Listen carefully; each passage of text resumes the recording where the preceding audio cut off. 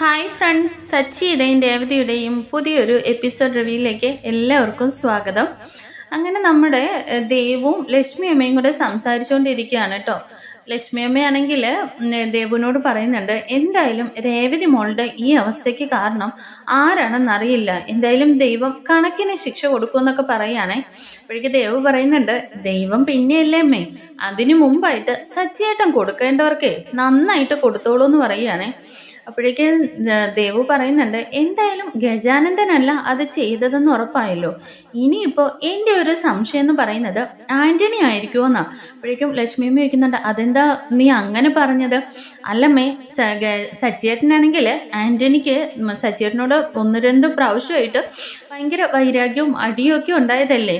നേരിട്ട് ചെന്നിട്ട് ശരത്തിൻ്റെ കാര്യത്തിൽ ഒരുപാട് തവണ വാണിംഗ് ചെയ്തതുമാണ്. സച്ചിയേട്ടനോടുള്ള പ്രതികാരത്തിന് വേണ്ടിയിട്ടാണ് ശരത്തിനെ പോലും ആന്റണി കൂട്ടുപിടിച്ച് വഴി തെറ്റിക്കാൻ നോക്കുന്നത്. അപ്പൊ പിന്നെ എനിക്ക് നല്ല സംശയമുണ്ടമ്മേ, ഈ ചേച്ചിയുടെ ഈ അവസ്ഥയ്ക്ക് കാരണം ആന്റണി തന്നെയായിരിക്കും. അപ്പോൾ ലക്ഷ്മിയമ്മ പറയുന്നുണ്ട്, എന്തായാലും നീ ഇനി ഈ കാര്യം ഒന്ന് ഓടിപ്പോയി സച്ചിയോട് പറയാൻ നിൽക്കണ്ട. അതെന്തായാലും മോക്ക് വരാനുള്ളത് സംഭവിച്ചു, അതങ്ങനെ അങ്ങ് കഴിഞ്ഞു പോട്ടെ. ഇനി അതറിഞ്ഞിട്ട് സച്ചി ആ പേരിൽ വഴക്കിനൊന്നും പോകണ്ടെന്ന് പറയുന്നുണ്ട്.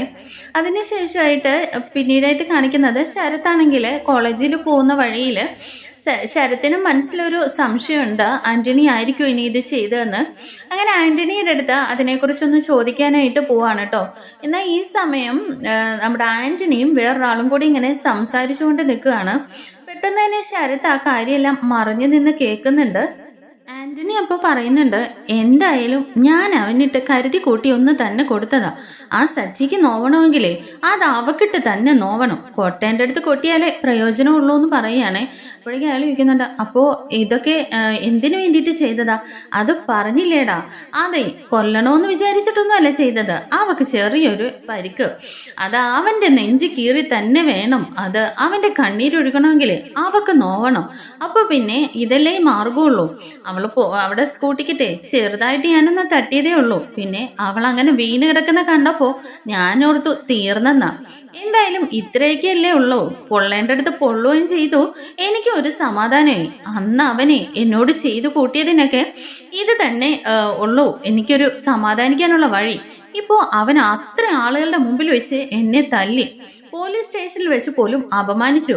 അവളും അത്ര മിടിക്കൊന്നുമല്ല, അവളും എന്നെ നേരിട്ട് ഓഫീസിൽ വന്ന ഭീഷണിപ്പെടുത്തിയിട്ട് പോയേക്കുന്നത്.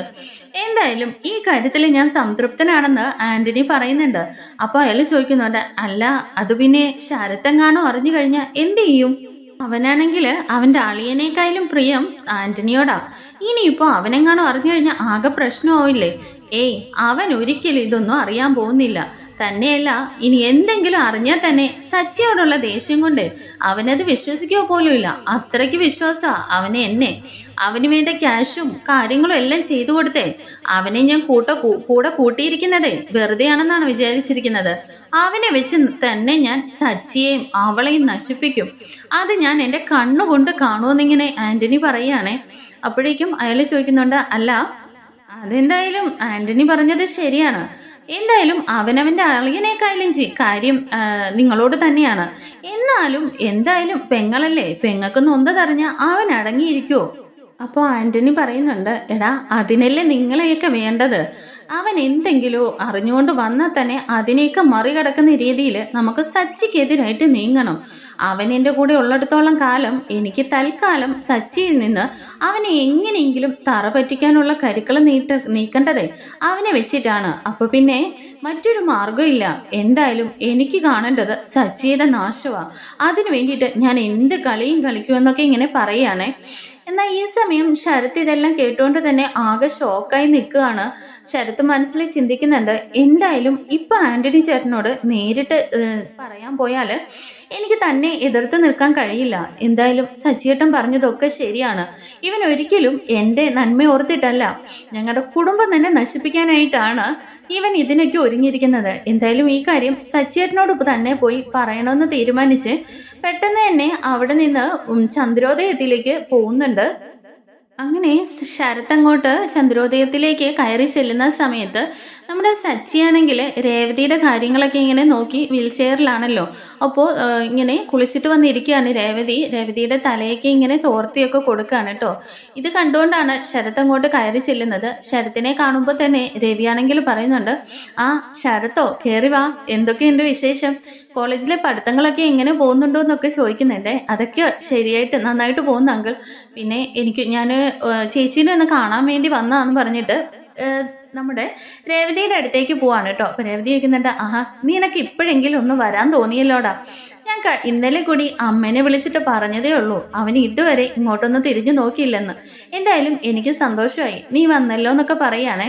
അപ്പോൾ ആ ചേച്ചിക്ക് ഇപ്പൊ എങ്ങനെയുണ്ട്? ആ കുറച്ച് ദിവസം കൂടെ കഴിഞ്ഞാൽ എല്ലാം ഓക്കെ ആവും. പിന്നെ സച്ചിയേട്ടനുണ്ടല്ലോ എൻ്റെ കാര്യങ്ങളെല്ലാം നോക്കാനെന്ന് പറഞ്ഞിട്ട് രേവതി സന്തോഷത്തോടു കൂടി സംസാരിക്കുന്നുണ്ട്. ഈ സമയം ശരത്ത് ഇങ്ങനെ നിന്നിട്ട് പരുമ്പമാണ് കേട്ടോ. കാരണം സച്ചിയോട് എങ്ങനെ ഈ കാര്യങ്ങൾ പറയണം, സച്ചിയോട് സംസാരിക്കാറ് പോലും ഇല്ലല്ലോ.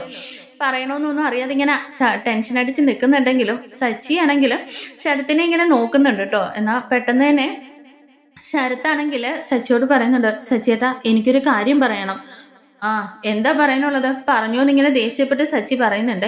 അല്ല സച്ചിയേട്ടനോട് മാത്രമായിട്ടാണ്, അപ്പുറത്തോട്ടൊന്ന് മാറി നിന്നാലോ എന്ന് ചോദിക്കുമ്പോൾ രേവതി ഇങ്ങനെ ശരത്തിനെ നോക്കുന്നുണ്ട്. അപ്പോൾ സച്ചി ആണെങ്കിൽ ആ ബാ അപ്പുറത്തേക്ക് വാന്നും പറഞ്ഞിട്ട് ശരത്തിനെയും കൂട്ടിക്കൊണ്ട് അങ്ങോട്ടേക്ക് പോവുകയാണ്. ഈ സമയം രവി ചോദിക്കുന്നുണ്ട്, എന്താ മോളെ അളിയനും കൂടി ഒന്നിച്ചോ? അത് എന്ത് അത്ഭുതമാണെന്ന് എനിക്കും മനസ്സിലാകുന്നില്ല അച്ഛാ. രണ്ടുപേരും മുഖത്തോട് മുഖം നോക്കിയാലേ കീരിയും പാമ്പിനെയും പോലെ ഇരുന്നതാ. ആ അപ്പോ രവി പറയുന്നുണ്ട്, എന്തായാലും അവരുടെ മനസ്സിൽ സ്നേഹമുണ്ട് മോളെ. പിന്നെ എന്തെങ്കിലും ഒരു അത്യാവശ്യം വന്നാൽ അവന് പറയാന് സച്ചിയല്ലാതെ മറ്റാരാ ഉള്ളത്? എന്തായാലും സച്ചിയേട്ടൻ അവനെ ഒരു മകനെ പോലെ അച്ഛാ സ്നേഹിക്കുന്നത്. അവൻ അതൊന്നും ഇപ്പോൾ മനസ്സിലാകുന്നില്ല. ഇവരുടെ ഇടയിൽ പ്രശ്നത്തിന് കാരണം ആ ആന്റണി ഒറ്റയൊരുത്തനാ. അവൻ ഇടയിൽ കയറിയതുകൊണ്ട് മാത്രമാണ്. അതൊന്നും ശരത്തിനോട് പറഞ്ഞാൽ മനസ്സിലാവില്ലല്ലോ. അതൊന്നും സാരമില്ല മോളെ, അതൊക്കെ പ്രായത്തിന്റെ അല്ലേ, അവൻ കാര്യങ്ങളൊക്കെ മനസ്സിലാക്കിക്കോളും. അവനിപ്പോ കൊച്ചു പയ്യനല്ലേ എന്നൊക്കെ ഇങ്ങനെ പറയുന്നുണ്ട്. എന്തായാലും അമ്മയ്ക്ക് സന്തോഷമാവുന്ന രീതിയിൽ നന്നായിട്ട് നടന്നാൽ മതി. പിന്നെ ഇവരിങ്ങനെ ഒന്നിച്ച് നിൽക്കുന്ന കാണുമ്പോൾ തന്നെ മനസ്സിൻ്റെ ഒരു സന്തോഷമാണെന്നിങ്ങനെ രേവതിയും പറയുന്നുണ്ട്. അങ്ങനെ ശരത്ത് മാറി നിന്നിട്ട് സച്ചിയോട് പറയുന്നുണ്ട്, സച്ചിയേട്ടാ എനിക്കൊരു അത്യാവശ്യ കാര്യം പറയാനുണ്ട്. ഞാനിന്ന് കോളേജിൽ പോകുന്ന വഴിക്ക് ആൻ്റണിയുടെ ഗോഡൗണിൻ്റെ അടുത്തുകൂടി ഒന്ന് പോയിരുന്നു. അത് നീ സ്ഥിരമായിട്ട് പോകാറുള്ളതല്ലേ, ഇപ്പൊ എന്താ പുതുമ? അതല്ല സച്ചിയേട്ടാ, അവര് തമ്മിൽ ഒരു രഹസ്യം പറയുന്നത് ഞാൻ കേട്ടു. എന്താ ഇത്ര രഹസ്യം എന്നിങ്ങനെ പുച്ഛത്തോടു കൂടി ഇങ്ങനെ എന്നിട്ട് മൈൻഡ് ചെയ്യാതെ സച്ചി ചോദിക്കുകയാണ് കേട്ടോ. സച്ചിയേട്ടാ ഞാൻ സീരിയസ് ആയിട്ട് പറയുന്നത്, ആൻ്റണി സംസാരിക്കുന്നത് സച്ചിയേട്ടനെ കുറിച്ചാണ്. എന്നെ കുറിച്ച് എന്ത് സംസാരിക്കാനാണ്?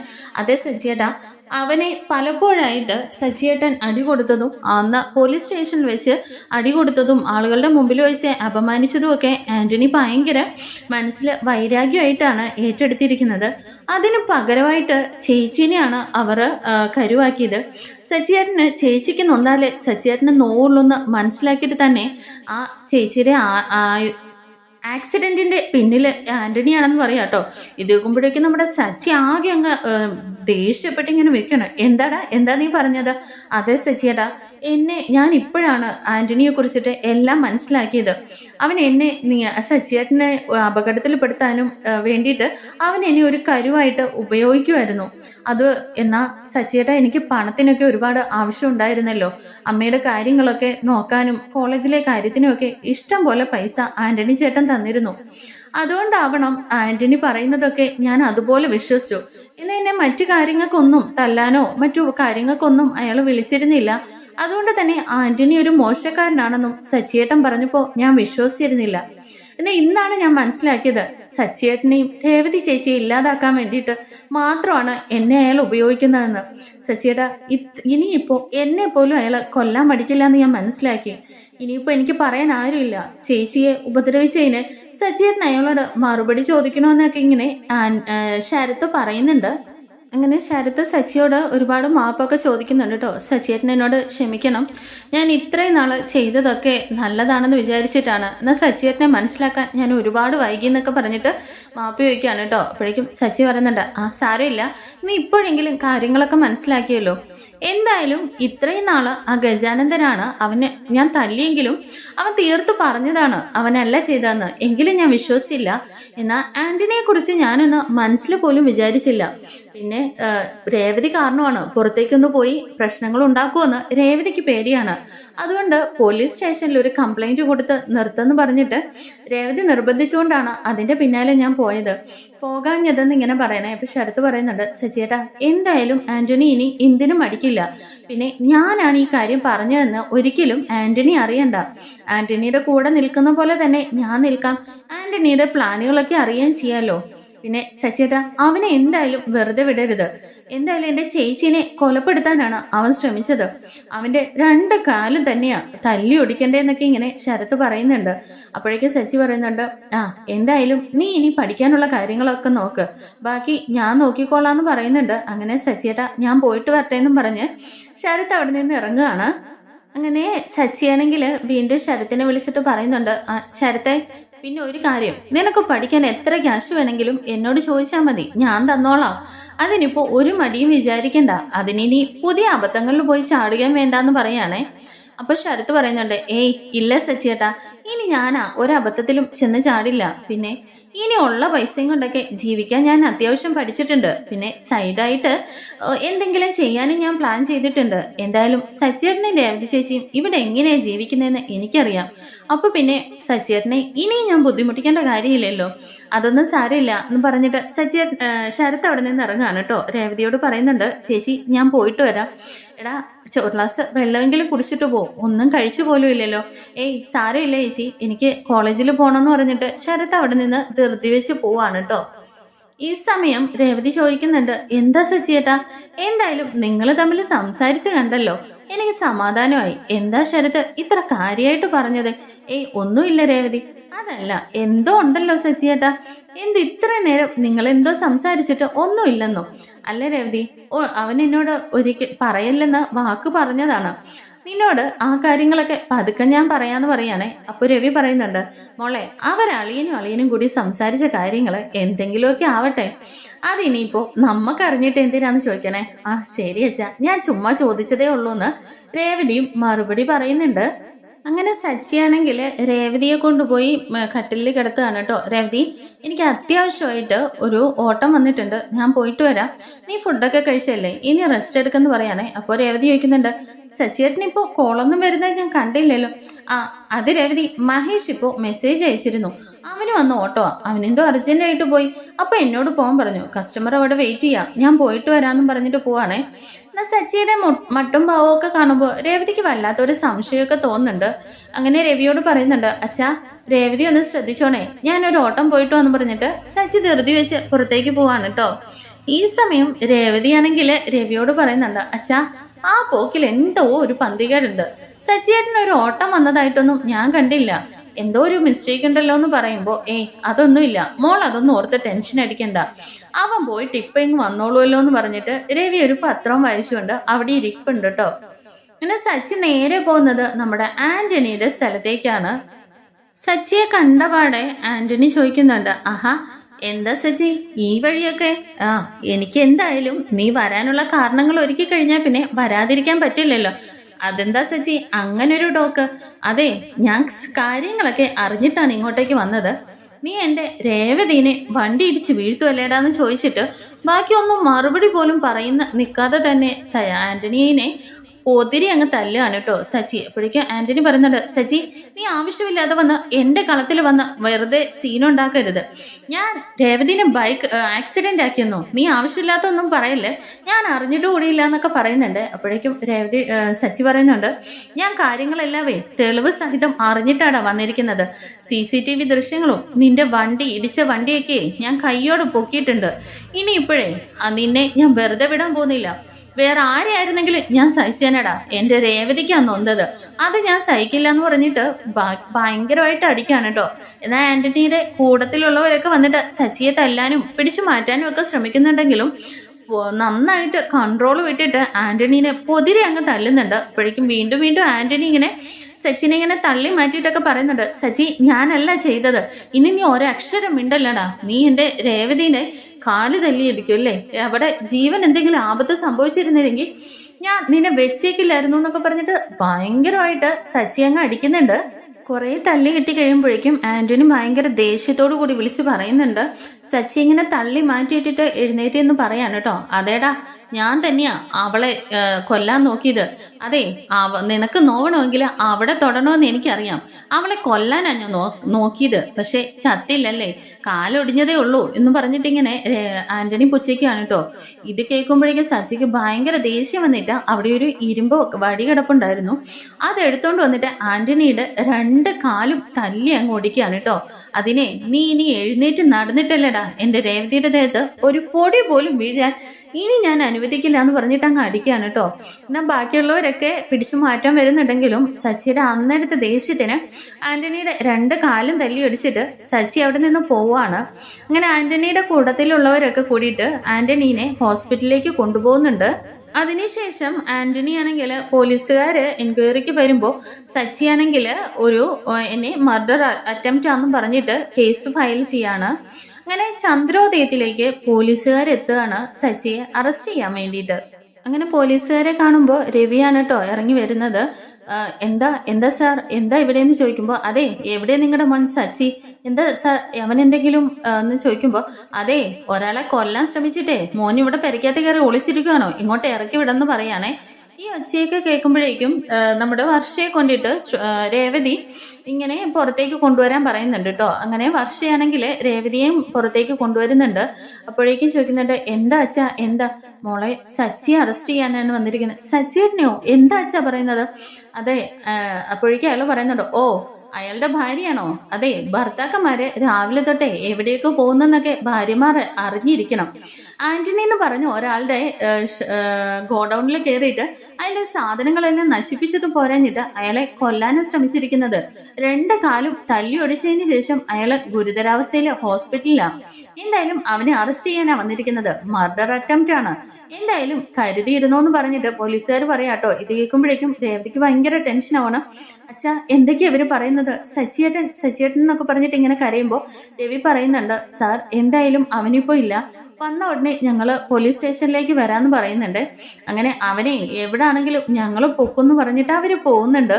ഈ സമയം രേവതി ഭയങ്കര കരച്ചിലാണ്. അച്ഛാ, എന്താ സച്ചിയേട്ടന് എന്തിനാന്നൊക്കെ പറഞ്ഞിട്ട് കരയുമ്പോൾ മോള് സമാധാനമായിട്ട് ഇരിക്കുക, എന്തായാലും നമുക്കതിന് പോം വഴി ഉണ്ടാക്കാന്ന് പറഞ്ഞിട്ട് രവിയും ആകെ ടെൻഷൻ അടിച്ചിരിക്കുകയാണ് കേട്ടോ. എന്നാൽ പോലീസുകാര് നേരെ ചെല്ലുന്നത് നമ്മുടെ സച്ചിയുടെ കാർ ഷോപ്പിലേക്കാട്ടോ.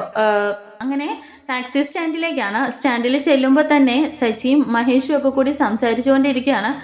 അപ്പോഴേക്കും സച്ചിയെ വന്നിട്ട് കയറുടെ വണ്ടിയിൽ എന്ന് പറഞ്ഞിട്ട് പോലീസുകാർ പിടിക്കുകയാണ് കേട്ടോ. അപ്പോൾ എന്താ സാർ, എന്താണ് പ്രശ്നം? അതെ, നിനക്കൊന്നും അറിയില്ലല്ലേ, ഒരുത്തനെ കൊല്ലാറാക്കി ഹോസ്പിറ്റലിൽ ഇട്ടേക്കുമല്ലേ, അവൻ ചത്തോ ഇല്ലയോന്നേ നിന്നെ അറിയിച്ചു തരാം, നീ ഇങ്ങോട്ട് കയറ, നീ എന്താ ഈ നാട്ടിലെ വല്ല റൗഡിയാണെന്നാണ് വിചാരം എന്നൊക്കെ ചോദിച്ചിട്ട് പോലീസുകാർ പിടിച്ച് വണ്ടിയിലേക്ക് കയറ്റുന്നുണ്ട്. അപ്പോൾ മഹേഷൊക്കെ ചോദിക്കുന്നുണ്ട്, സാർ അവനെ എന്തിനാ ഇപ്പോൾ? അതെ, ബാക്കി കാര്യങ്ങളൊക്കെ സ്റ്റേഷനിലോട്ട് വന്നേരെ, ബാക്കി ഡീറ്റെയിൽ ആയിട്ട് പറഞ്ഞു തരാമെന്ന് പറഞ്ഞിട്ട് സച്ചിയെ നേരെ സ്റ്റേഷനിലേക്ക് കൊണ്ടുപോവാണ്. അങ്ങനെ സ്റ്റേഷനിൽ എത്തിക്കഴിയുമ്പോൾ സച്ചി പറയുന്നുണ്ട്, SIയോട് സംസാരിക്കുകയാണ് കേട്ടോ. സാർ, അതെ, അവൻ്റെ കാല് തല്ലി അടിച്ചപ്പോൾ നിങ്ങൾ എനിക്കെതിരെ ആക്ഷൻ എടുത്തു. ഇതിനു മുമ്പ് ഞാൻ ഇവിടെ ഒരു കേസ് തന്നിരുന്നു. എൻ്റെ രേവതിയുടെ കാലൊടിഞ്ഞ് അവൾ എത്ര ദിവസമായി വീൽ ചെയറിലാണെന്നറിയോ? എത്ര ദിവസമായി ഒരു കംപ്ലൈന്റ് ചെയ്തിട്ട് നിങ്ങൾ ഇതുവരെ എന്തെങ്കിലും ഒരു ആക്ഷൻ എടുത്തോ? അതെ, അവനെ എൻ്റെ രേവതിയുടെ കാല് തല്ലി ഒടിച്ചത്, അതിന് പകരം ഞാൻ രണ്ട് കാലും തല്ലി ഒടിച്ചിട്ടുണ്ടെന്ന് സച്ചി പറയാണേ. അപ്പോഴേക്കും നിർത്തടാ, നീ ആരാന്ന് വെച്ചാ നിയമം കയ്യിലെടുക്കാൻ നിനക്കാരാണ് അധികാരം തന്നത്? അവനെ രണ്ട് കാലും ഇപ്പോൾ വലിയ ഓപ്പറേഷനാണ്, കൂടെ മറ്റുള്ള 3 പേരും ഹോസ്പിറ്റലിലാണ്. എന്തായാലും മിനിമം ഒരു 5-6 വർഷം അകത്ത് കിടക്കാനുള്ള പണിയൊക്കെ ഒപ്പിച്ചിട്ടുണ്ട്. മര്യാദയ്ക്ക് അതിനകത്ത് പോയിരുന്നോ എന്ന് പറഞ്ഞിട്ട് നമ്മുടെ സച്ചിനെ ലോക്കപ്പിലാക്കുകയാണ്. ഈ വാർത്ത കേട്ടപാടെ ശ്രീകാന്തും വർഷയും കൂടി നേരെ സ്റ്റേഷനിലേക്ക് വരുന്നുണ്ട് കേട്ടോ. അങ്ങനെ ജാമ്യത്തിലെടുക്കാൻ വേണ്ടി വരുന്നുണ്ടെങ്കിലും പോലീസുകാർ പറയുന്നുണ്ട്, എന്തായാലും ഇവന് ഇനിയിപ്പോൾ ഉടനെ എങ്ങും ജാമ്യം കിട്ടുന്നില്ല, ഞങ്ങൾ FIR രജിസ്റ്റർ ചെയ്ത് കഴിഞ്ഞു. ഇനിയിപ്പോൾ തെളിവ് സഹിതമാണ് ഇവനെ അറസ്റ്റ് ചെയ്തിരിക്കുന്നത്. ഒരുത്തനെ കൊല്ലാൻ നോക്കിയതാ കേസ്. ഇനിയിപ്പോൾ നിങ്ങൾ കോടതിയിൽ പോയി അങ്ങ് ജാമ്യം എടുത്തോന്ന് പറയുകയാണേ. അങ്ങനെ ശ്രീകാന്ത് പോയിട്ട് എന്താ സച്ചിയേട്ടാ, എടാ അത് എൻ്റെ രേവതിനെ അവൻ ഇല്ലാതാക്കാൻ ശ്രമിച്ചത് ആന്റണിയാ, അവനിട്ട് ഞാൻ ഒന്ന് കൊടുത്തത് ശരിയാന്ന് പറയാണേ. അങ്ങനെ രേവതിനെ ഓർത്തിട്ട് സച്ചിക്ക് ഭയങ്കര ടെൻഷൻ ആവുന്നുണ്ട്. സച്ചിയേട്ടൻ വിഷമിക്കണ്ട, എന്തായാലും ജാമ്യത്തിനുള്ള വഴികളൊക്കെ ഞങ്ങൾ നോക്കാമെന്നും പറഞ്ഞ് ശ്രീകാന്തും വർഷ അവിടെ നിന്ന് പോകുന്നുണ്ട്. അങ്ങനെ വീട്ടിലെത്തുമ്പോഴേക്കും ശ്രീകാന്തിനെയും വർഷയും കാണുമ്പോൾ രേവതി ഭയങ്കരമായിട്ട് കരഞ്ഞിങ്ങനെ ടെൻഷൻ അടിച്ചിരിക്കുകയാണല്ലോ. വർഷയാണെങ്കിൽ രേവതിയെ പോയി ഇങ്ങനെ സമാധാനിപ്പിക്കുന്നുണ്ടെങ്കിലും വർഷേ എന്താ സംഭവിച്ചത്, എൻ്റെ സച്ചിയേട്ടൻ എവിടെയെന്ന് ചോദിക്കാനേ. അത് ചേച്ചി ഞങ്ങൾ ജാമ്യം എടുക്കാൻ പോയിരുന്നു. രേവതി ചേച്ചി ടെൻഷൻ അടിക്കണ്ട, അപ്പോൾ നാളെ കോടതിയിൽ നിന്ന് ജാമ്യം കിട്ടുമെന്ന് പറഞ്ഞിട്ടുള്ളൂ. എന്താ വർഷേ എന്താ സംഭവിച്ചത്? അത് രേവതി ചേച്ചിയുടെ കാല് ആക്സിഡൻ്റ് ആക്കിയത് ആൻ്റണിയാണെന്ന് സച്ചിയേട്ടൻ മനസ്സിലാക്കി. ആൻ്റണിയുടെ 2 കാലും തല്ലിയൊടിച്ചു. പിന്നെ എന്തോ തെളിവ് സഹിതം അവരുടെ കയ്യിൽ ഉള്ളതുകൊണ്ടാണ് പെട്ടെന്ന് തന്നെ നമുക്ക് ജാമ്യം കിട്ടാഞ്ഞെന്ന് പറയാണേ. ഇതൂടെ കേൾക്കുമ്പോൾ രേവതി ആകെ അങ്ങ് കരച്ചിലാണ്. ഞാൻ പറഞ്ഞില്ലേ അച്ഛാ, സച്ചിയേട്ടൻ്റെ ആ പോക്ക് കണ്ടപ്പോൾ തന്നെ എനിക്ക് എന്തോ പന്തികേട് തോന്നിയതാ. ഇനിയിപ്പോൾ എന്തൊക്കെയാവും, സച്ചിയേട്ടനെ അവർ ഉപദ്രവിക്കുമോ എന്നൊക്കെ ഓർത്തിട്ട് ഭയങ്കര ടെൻഷനിൽ കരയാണ്. അപ്പോഴേക്കും രവി പറയുന്നുണ്ട്, മോളെ നീ എന്തായാലും ടെൻഷൻ അടിക്കാതിരിക്കുക. ശ്രീകാന്തും വർഷയും പോയി സച്ചിയെ കണ്ടിട്ടാ വരുന്നത്. നാളെ തന്നെ അവൻ ജാമ്യത്തിൽ ഇറങ്ങുകയും ചെയ്യുമെന്ന് പറയാനേ. ഈ സമയം ശരത്തും ദേവും ലക്ഷ്മിയും എല്ലാം കൂടി രേവതിയുടെ അടുത്തേക്ക് വരുന്നുണ്ട്. ഇതോടെ കാണുമ്പോഴേക്കും രേവതി അങ്ങ് കരയാട്ടോ. അപ്പോഴേക്കും രവി പറയുന്നുണ്ട്, ലക്ഷ്മിയമ്മേ നിങ്ങളിപ്പോൾ രേവതി മോക്ക് സമാധാനം കൊടുക്ക്, പ്രശ്നങ്ങളൊന്നും ഇല്ലല്ലോ, നാളെ സച്ചി ഇങ്ങ് വരുമല്ലോ എന്നിങ്ങനെ പറയുന്നുണ്ട്. അങ്ങനെ രേവതി ആണെങ്കിൽ അച്ഛമ്മയെ വിളിച്ചിട്ട് കാര്യങ്ങളെല്ലാം പറയുന്നുണ്ട്. ഇത് കേട്ട പാടെ നമ്മുടെ അച്ഛമ്മ ഇങ്ങ് പോരുകയാണ് കേട്ടോ. അങ്ങനെ അച്ഛമ്മ എത്തിയിട്ട് ശ്രീകാന്തിനെ കാര്യങ്ങളൊക്കെ അന്വേഷിക്കുന്നുണ്ട് കേട്ടോ. അങ്ങനെ ശ്രീകാന്ത് പറയുന്നുണ്ട്, ആന്റണിയുടെ കാല് 2 തല്ലി ഒടിച്ച് CCTV ഫുട്ടേജൊക്കെ അവരുടെ കയ്യിൽ കിട്ടിയിട്ടുണ്ട്, അതുകൊണ്ടാണ് അച്ഛമ്മ ജാമ്യം കിട്ടാത്തത്. എടാ എന്തായാലും എൻ്റെ മോൻ ഒരു ദിവസം പോലും സ്റ്റേഷനിൽ കിടക്കാൻ പാടില്ല, നീ വാന്നും പറഞ്ഞിട്ട് അച്ഛമ്മ ചോദിക്കുന്നുണ്ട്. അതെ, എൻ്റെ രേവതി മോളുടെ ആക്സിഡൻ്റ് ആക്കിയതിൻ്റെ ഫുട്ടേജ് ഒന്നും ഇല്ലേടാന്ന് ചോദിക്കാനേ. അതൊക്കെ കിട്ടിയിട്ടുണ്ട് അച്ഛമ്മേ, പക്ഷെ അതുകൊണ്ടൊക്കെ എന്താ കാര്യം എന്ന് ചോദിക്കാനേ. അതെ, എന്താ കാര്യമെന്ന് ഞാൻ കാണിച്ചു തരാം. പക്ഷേ ശ്രീകാന്തെ നിങ്ങൾ എൻ്റെ കൂടെ വാന്ന് പറഞ്ഞിട്ട് അവരെയും കൂട്ടിയിട്ട് അച്ഛമ്മ നേരെ SIയുടെ അടുത്തേക്ക് പോവാണ് കേട്ടോ. അങ്ങനെ അച്ഛമ്മയെ കാണുമ്പോഴേക്കും നമ്മുടെ സച്ചിയാണെങ്കിൽ പൊട്ടിക്കരയാണ്. എന്നാൽ അച്ഛമ്മയാണെങ്കിൽ നമ്മുടെ SIയുടെ അടുത്ത് പോയിട്ട് നന്നായിട്ട് വാദിക്കുന്നുണ്ട് കേട്ടോ. അതെ, എൻ്റെ കൊച്ചുമോനെ ഇപ്പം എന്തിനാ നിങ്ങൾ ജയിലിലിട്ടേക്കുന്നത്? അത് നിങ്ങൾ അറിഞ്ഞില്ലായിരുന്നോ? ഒരുത്തൻ്റെ കാല് 2 തല്ലി ഒടിച്ചിട്ടേ അവന് ഇപ്പോൾ മേജർ ഓപ്പറേഷനാണ് പറഞ്ഞിരിക്കുന്നത്. അവന് അങ്ങോട്ടോ ഇങ്ങോട്ടോ എന്നുള്ള രീതിയിൽ കിടക്കുക. എന്തായാലും നിങ്ങളുടെ കൊച്ചുമോനെ കുറേ നാള് ജയിലിൽ എണ്ണേണ്ട വരുമെന്ന് പറയണേ.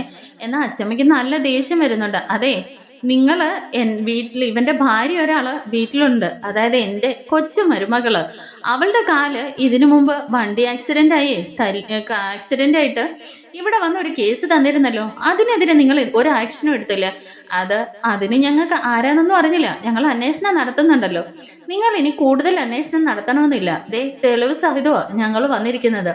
നിങ്ങൾ ഈ പറഞ്ഞ ആന്റണി ഉണ്ടല്ലോ, അവൻ എൻ്റെ കൊച്ചുമകളെ കൊലപ്പെടുത്താൻ ശ്രമിച്ചത് വണ്ടി ഇടിച്ചിട്ട്, അതിൻ്റെ തെളിവ് സഹിതം ഇതങ്ങോട്ട് നോക്കുന്നു പറഞ്ഞിട്ട് അച്ഛമ്മ കൊടുക്കുകയാണ് കേട്ടോ. അങ്ങനെ ആ വീഡിയോ കാണിക്കുമ്പോഴേക്കും SIക്ക് ഒന്നും പറയാൻ പറ്റാത്ത അവസ്ഥയാണല്ലോ.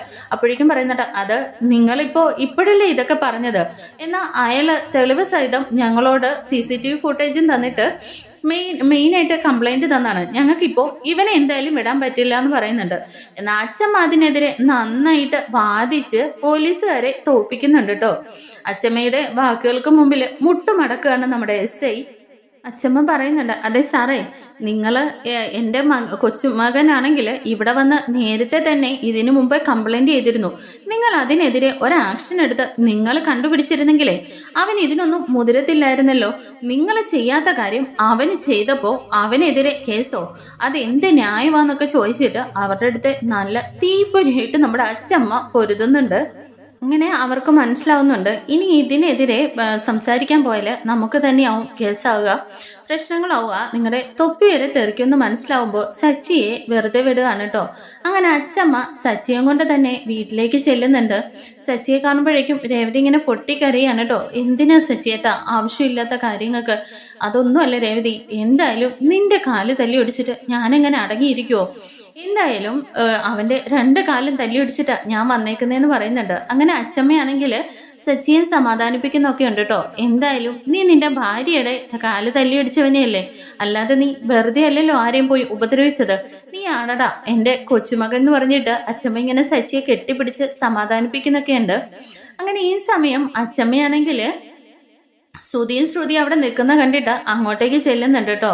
എന്നിട്ട് സുധിയുടെ നേരെ ചോദിക്കുന്നുണ്ട്, നിനക്ക് നാണം ഇല്ലേടാ നിന്റെ ഒരു സഹോദരൻ പോലീസ് സ്റ്റേഷനിലാക്കിയിട്ട് എന്താ എന്താ എന്താ ഉണ്ടായെന്ന് പോലും നീ ഫോൺ പോലും ഒന്ന് അന്വേഷിച്ച് നോക്കാനായിട്ട് തയ്യാറായോടാ. ദേ നിനക്ക് വേണ്ടിയിട്ട് പാതിരാത്രിയെന്ന് പോലും നോക്കാതെ ഒരുത്തി കൊണ്ടുപോയേ തോക്കിന്റെ മുൾമുനയിൽ നിർത്തിയിരുന്നപ്പോൾ നിന്നെ രക്ഷിക്കാൻ വേണ്ടിയിട്ട് ദൈവം മാത്രം ഉള്ളായിരുന്നു. അപ്പോഴേക്കും ശ്രുതിയും കൂടി ഇങ്ങനെ അത് അച്ഛമ്മ ഞങ്ങൾ അതിനെക്കുറിച്ച് അന്വേഷിച്ചിരുന്നു, പിന്നെ ശ്രീകാന്തും അച്ഛമ്മയും കൂടി പോലീസ് സ്റ്റേഷനിലേക്ക് പോയതുകൊണ്ടാണെന്നൊക്കെ പറഞ്ഞിട്ട് ശ്രുതി ഇങ്ങനെ നിന്ന് പരമുന്നുണ്ടെങ്കിലും അച്ഛമ്മ പറയുന്നുണ്ട്, ഒരക്ഷരം നീ ഇനി മിണ്ടി പോയരുത്. നീ നിന്റെ പെണ്ണുമ്പിള്ള പറയുന്നതും കേട്ടോണ്ട് നീ ഇങ്ങനെ കരഞ്ഞോണ്ട് നിന്റെ ഡിഗ്രി സർട്ടിഫിക്കറ്റും വെച്ചോണ്ട് പെരക്കകത്ത് കയറിയിരുന്നോ.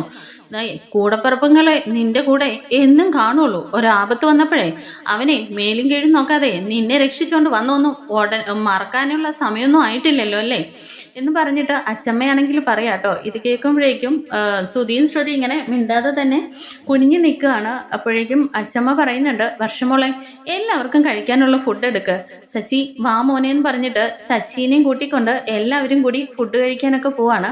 അങ്ങനെ സച്ചിയാണെങ്കിൽ ഭയങ്കര ടെൻഷനിൽ വിഷമിച്ച് നിൽക്കുകയാണ്.